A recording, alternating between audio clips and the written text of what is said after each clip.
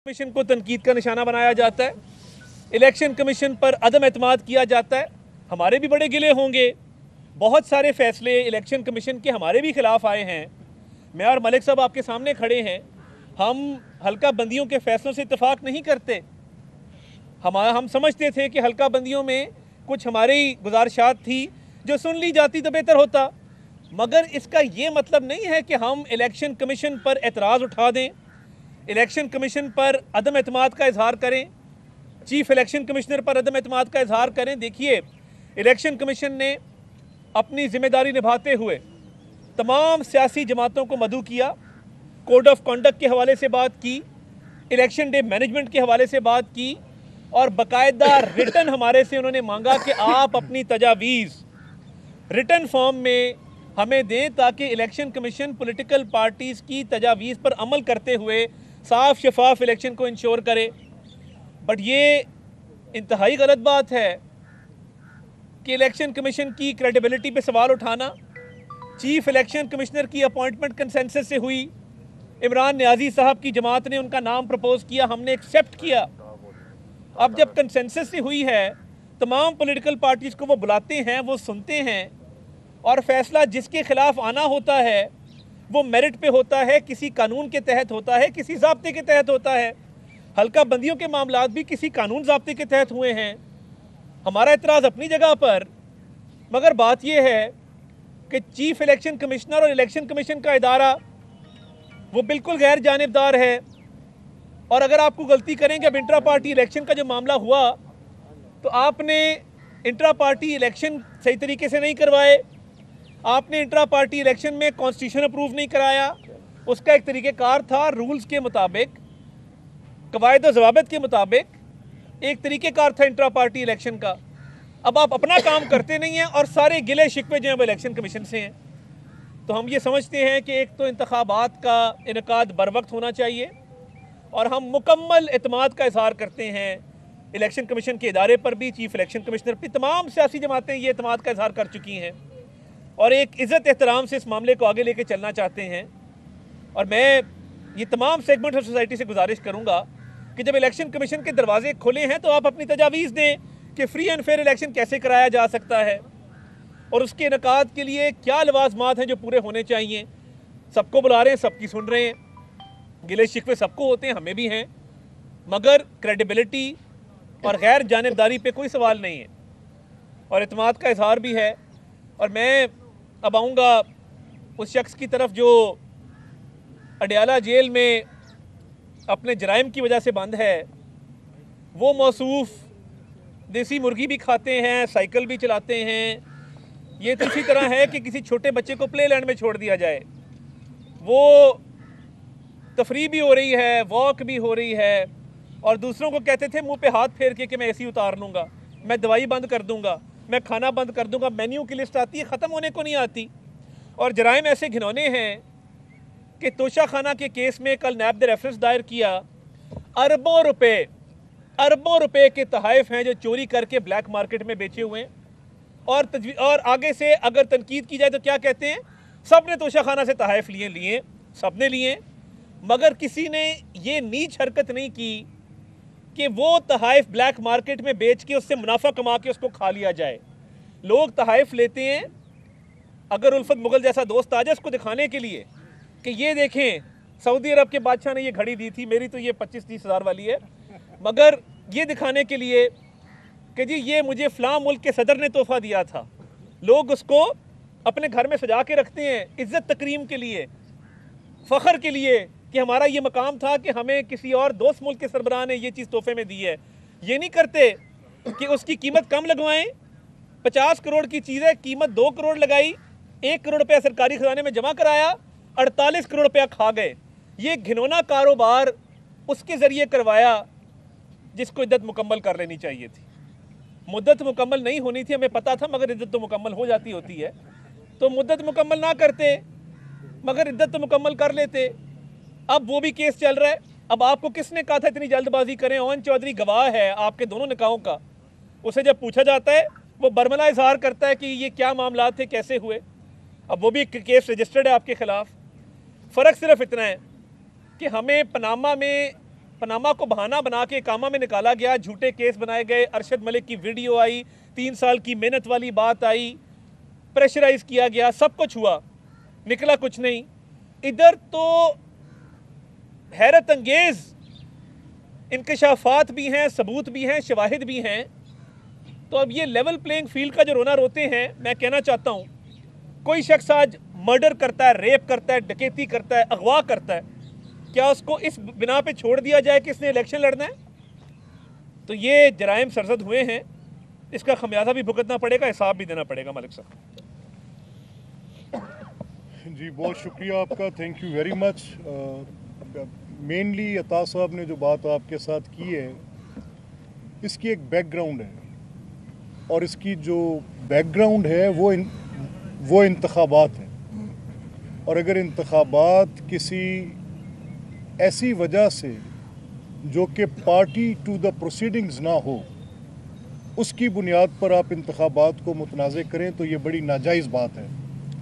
अब मेरी नज़र में पार्टी टू द प्रोसीडिंग्स कौन है? अवाम पाकिस्तान है, पॉलिटिकल पार्टीज़ हैं, और पॉलिटिकल पार्टीज़ जो एक कोड ऑफ कंडक्ट के मुताबिक अपनी एक गैर मशरूत एक इलेक्शन कमीशन के साथ एक अपने उस मुआहदे की जो इलेक्शन कमीशन को आइन हक देता है कि आप इंतखाबात को फ्री फेयर करेंगे, इंतखाबात को मॉनिटर करेंगे, इंतखाबात के इनेकाद को मुमकिन बनाएंगे, उसके लिए जो भी आपको इंतज़ामात करने होंगे इलेक्शन कमीशन उनको करेगा। और आइन इलेक्शन कमीशन को इसमें बेतहाशा इख्तियारात भी देता है और उसमें डिस्क्रेशन भी देता है। अब डिस्क्रेशन फेयरली इस्तेमाल हुई है, यही इंतखाबात की फेयरनेस का एक तकाज़ा है कि यहाँ जहाँ पर आपके पास फ़ैसला करने का इख्तियार है और वो अपने एक आइन और कानून के मुताबिक फ़ैसला करना है, तो वो डिस्क्रेशन एटलीस्ट इस हद तक उनको ये हक देती है कि अगर जब आप दो फ्री कैन के दरमियान एक फ़ैसला कर रहे हैं तो उस फैसले पर आपकी जो रैशनल है वो बेस्ड अपॉन लॉ हो, उसमें कोई आर्बिट्रेरीनेस ना झलकती हो और उसमें कोई ऐसी चीज़ ना हो जिसकी बुनियाद पर बेजा तनकीद या कोई ऐसी तनकीद जिसको कोई रीज़निंग मिलती हो और वो को आगे मामलात को इस तरफ ले जाए जिसमें लगे कि कोई एक लॉपसाइडेडनेस हुई है। मैं ख़ुद बतौर पटिशनर के चीफ इलेक्शन कमिश्नर के पास गया, इलेक्शन कमीशन के पास गया, और मेरा बड़ा जायज़ मुतालबा था, मेरी नज़र में एक जायज़ मुकदमा था जिसको मैंने जाकर उनके सामने दरख्वास्त में पेश किया और उनको मैंने जाकर बताया। मैं मिसाल दे देता हूँ कि कसूर शहर है, उसको बतौर म्यूनसिपल कॉरपोरेशन के इलेक्शन कमीशन ने गलती से कसूर शहर को इनकॉर्पोरेट कर लिया है। और यहाँ पर पंजाब में आप सब दोस्त गवाह हैं, एक तारीख़ है कि 2019 में लोकल गवर्नमेंट के लॉ को पीटीआई की गवर्नमेंट ने ख़त्म किया। 2022 में जब हमज़ा साहब आए तो एक लॉ की नई शक्ल आई, और फिर जब परवेज़ साहब आए तो उनकी गवर्नमेंट में एक नई शक्ल आ गई। उसके अंदर म्यूनसिपल कॉरपोरेशंस को यकसर ख़त्म कर दिया गया, स्मास वाइज 7 डिवीजनल हेडक्वार्टर्स के, और बाकी जगहों पर ज़िला कौंसल्स बना दी गई।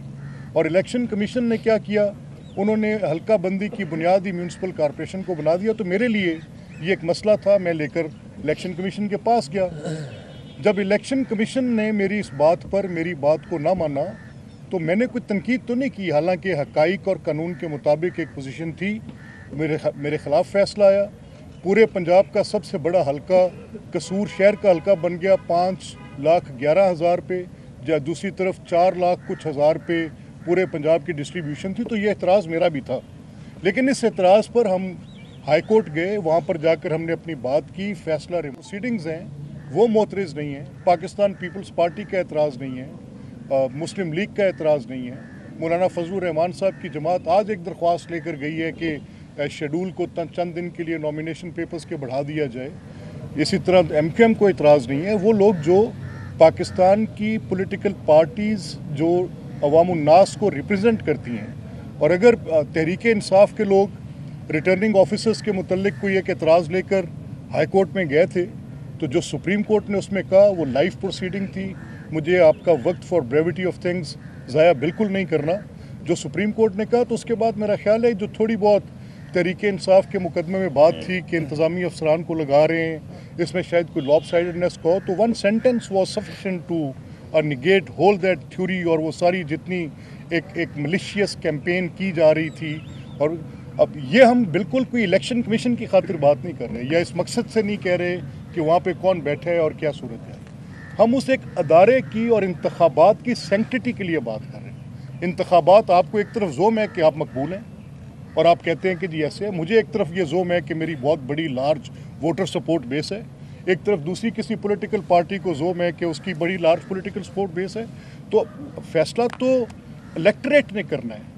हकमियत का हक अवाम पाकिस्तान के पास है, तो उस चीज़ को जिसने अवाम पाकिस्तान को हकमियत का हक दे रखा है, उसको मुतनाज़ा करने की कोई भी कोशिश बिल्कुल neither in the interest of elections होगी, ना मुल्क के मुफाद में होगी। तो हमारी ये बिल्कुल इसमें बड़ी क्लियर अंडरस्टैंडिंग है कि इलेक्शंस के प्रोसेस को, या कोई कोजेंट बात है, कोई कोजेंट एविडेंस है, अगर आप कहते हैं कि डिस्ट्रीब्यूशन ऑफ सीट्स दुरुस्त नहीं हुई तो उसकी डिटेलिंग आनी चाहिए। मेरे बहुत करीबी दोस्त हैं मोहतरम, जो पाकिस्तान बार काउंसिल में मेंबर बैठे हैं। मैं पाकिस्तान बार काउंसिल के उन मेंबरान को इलेक्ट करने के अंदर एक इंस्ट्रूमेंट हूँ। मैं वहाँ भी वोटर हूँ, मैं बार काउंसिल का मेंबर भी हूँ।